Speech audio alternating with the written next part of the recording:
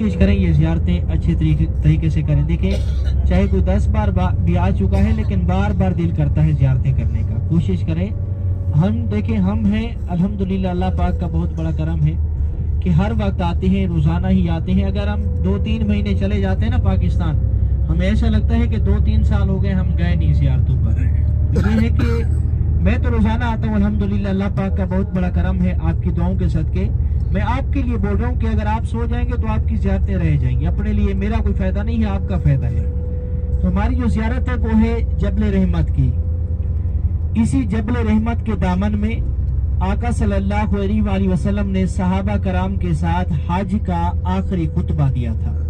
और इसी पहाड़ के दामन में, जबल रहमत के दामन में, आका सल्लल्लाहु अलैहि वसल्लम ने अपनी कस्बा नामी ऊँटनी के ऊपर बैठकर, ऊँटनी थी कस्बा नामी ऊँटनी के ऊपर बैठकर उम्मत के लिए, हमारे लिए धूप में खड़े होकर कई घंटों तक रो रो कर दुआएं मांगी थी कि ऐ अल्लाह पाक मेरी उम्मत को माफ फरमा, ऐ अल्लाह पाक मेरी उम्मत को सीधे रास्ते पर चला। और भी दुआएं मांगी थी। सारी दुआएं जबल रहमत के दामन में कबूल हुई थी।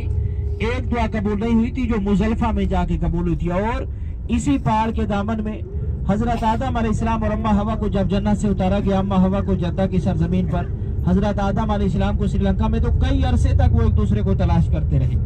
मुख्तलिफ रिवायात में मुख्तलिफ आता है, कहीं पर 40 साल, कहीं पर ज्यादा, कहीं पर कम, वल्लाहु आलम, अल्लाह पाक बेहतर जानता है। कई अरसे के तलाश करने के बाद जब हजरत आदम अलैहिस्सलाम और अम्मा हवा इस मैदान में आए, अरफात में जबल रहमत के दामन में आए, उन्होंने अल्लाह पाक से दुआ मांगी। अल्लाह पाक ने हजरत आदम अलैहिस्सलाम और अम्मा हवा की दुआ को कबूल फरमाया। उनकी मुलाकात इसी मैदान में हुई थी। दुनिया का सिलसिला इसी मैदान से शुरू हुआ था।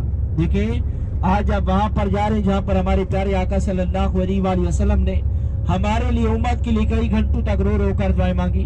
आप वहां पर जा रहे हैं जहां पर हजरत आदम अलैहिस्सलाम और अम्मा हवा की दुआ कबूल हुई। कबूलियत की जगह है, यहाँ पर रो रो कर दुआएं करनी है। और एक बात और, इस पहाड़ के ऊपर जाना कोई लाजिम नहीं है। पहाड़ के ऊपर एक पिलर सा बनाया गया है जो तुर्की की हुकूमत ने तुर्की के दौर में वो निशानी के तौर पर लगाया था कि ये जबल रहमत है। पहले इस पहाड़ के चारों तरफ पहाड़ थे। आप में से अगर कोई 40-45 साल पहले आया होगा तो उसको पता होगा।